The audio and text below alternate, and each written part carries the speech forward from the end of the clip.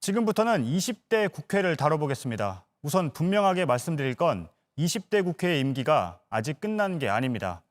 하지만 지금 국회 상황을 보면 그렇지가 않습니다. 먼저 이번 주 금요일에 국회 본회의를 열자는 여야 합의가 결국 깨졌습니다.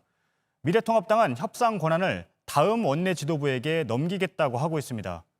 지금 같은 분위기라면 이제 더 이상의 본회의 없이 20대 국회가 그대로 끝날 수도 있습니다. 강희연 기자입니다. 민주당과 통합당 원내대표는 오는 8일 본회의를 열기로 어제 오후 2시 합의했습니다.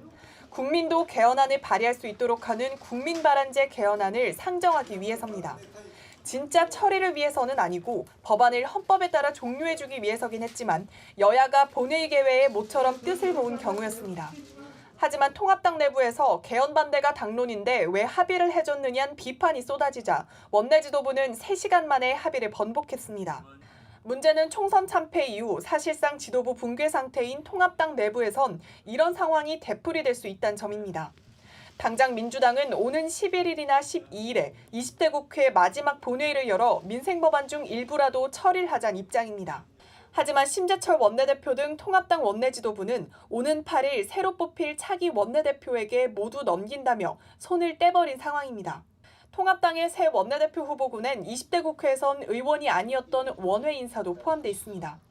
게다가 원내대표로 뽑히자마자 당 지도체제 구축에 매달려야 해 20대 국회 마무리에 큰 신경을 쓰기 힘든 상황입니다. 이에 따라 20대 국회가 이대로 본회의를 열지 못한 채 25일 남긴 임기를 끝내게 될 거란 우려가 나옵니다. JTBC 강연입니다. 이대로 20대 국회가 막을 내리면 무려 15,000여 개 법안이 자동으로 폐기됩니다. 그중에는 반드시 필요한 법이라면서 여야가 앞다퉈 처리하겠다고 약속했던 법안도 수두룩합니다. 안지연 기자입니다. 20대 국회에서 지난 4년간 발의된 법안은 모두 24,000여 건. 하지만 이 중 본회의를 통과해 진짜 법이 된 건 35% 정도입니다. 나머지 15,000개가 넘는 법안은 국회에 계류된 상태입니다. 문제는 이들 법안 가운데는 반드시 필요하다며 정치권이 처리를 약속했던 법안도 수두룩하다는 겁니다. 이른바 구하라법은 국민 10만 명이 입법 청원에 동의한 법안입니다. 딸을 두고 떠났던 가수 고 구하라 씨의 모친도 현행법에 따르면 딸의 재산을 상속받게 되는 만큼 민법을 개정해달라는 취지였는데 이대로라면 법사위 문턱을 넘지 못한 채 폐기됩니다. 여야가 한 목소리를 냈던 N번방 재발 방지 법안 중에서도 아직 계류 중인 것들이 있습니다. 불법 성착취 영상 유통에 쓰인 텔레그램 같은 프로그램 사업자에게도 책임을 부과하는 법안이 아직 해당 상임위조차 통과하지 못한 겁니다. 이 밖에 고위공직자 범죄수사처, 즉 공수처 설치를 위한 후속 법안이나 코로나19 대응을 위한 법안 등도 모두 그저 계류 상태에서 20대 국회 임기 종료와 함께 자동 폐기될 가능성이 있습니다. 이렇게 20대 국회가 대책 없이 남겨두고 떠나게 될 법안의 숫자는 역대 국회와 비교해봐도 기록적인 수준. 결국 20대 국회가 일 안 하는 국회였던 오명을 벗기 어려워 보이는 이유입니다. JTBC 안지연입니다.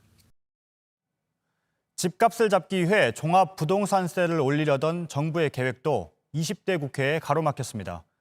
이대로 물 건너가면 공시가격 기준으로 20억 원짜리 집을 가진 사람은 올해 세금 340만 원을 아낄 수 있습니다. 송지혜 기자입니다. 서울 대치동의 한 아파트입니다. 20억 원 넘던 전용 면적 76제곱미터가 지난달 17억 원대까지 떨어진 급매물이 나왔지만 최근엔 다시 올랐습니다. 금매물이 나왔습니다. 근데 그 금매물을 싹 걷어들이는 것이 종합부동산세의 상승하면서 이게 보유가 됐습니다. 올해 종합부동산세 세율을 올리지 못할 가능성이 커지자 급매물이 줄었다는 얘기입니다. 종합부동산세는 양도세와 함께 다주택자를 압박하는 대표적인 세금입니다. 정부는 지난해 강남 집값이 들썩이자 다주택자와 비싼 집에 사는 1주택자의 종부세율을 0.1%포인트에서 최대 0.8%포인트 높이기로 했습니다. 이대로라면 공시가격이 20억 원인 다주택자는 올해 종합부동산세를 지난해보다 342만 원 더 내야 합니다. 하지만 이 같은 종부세 강화 법안은 국회 첫 관문인 기재위 조세소위 문턱조차 넘지 못했습니다. 미래통합당은 강화안에 반대하고 여당인 민주당은 원안을 고수하면서입니다. 종부세 부과 기준일이 다음 달 1일인 점을 감안하면 올해부터 강화된 세율을 적용하겠다는 정부 계획도 사실상 무산될 것으로 보입니다. 정부는 20대 국회 임기 만료로 법안이 폐기되면 하반기 21대 국회에서 같은 법안을 다시 발의할 계획입니다. 21대 국회를 통과하면 종부세는 내년부터 오릅니다. JTBC 송지혜입니다. 또 있습니다. 부산 형제복지원 사건의 진상규명을 위한 법안입니다. 오늘 오후에는 피해자 한 명이 단식 농성까지 시작했습니다. 법안을 처리해달라는 요구에도 20대 국회가 900일 넘게 응답하지 않자 마지막 호소에 나선 겁니다. 최재원 기자입니다. 한 남성이 국회의원회관 출입구 지붕에 올랐습니다. 방호관들이 내려오라고 설득해보지만 듣지 않습니다.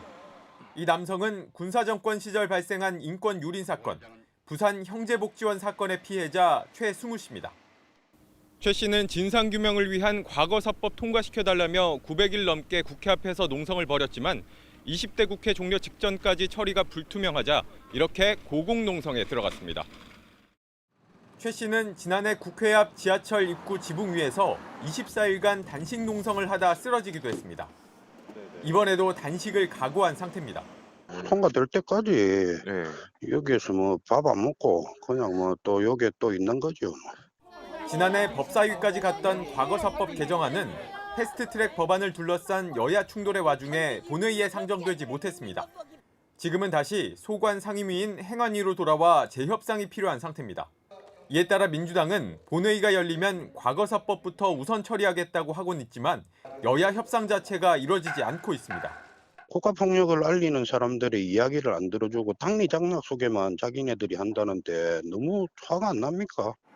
지금 상태대로라면 25일 뒤 20대 국회가 끝날 때 과거사 법안도 자동 폐기됩니다. JTBC 최재원입니다.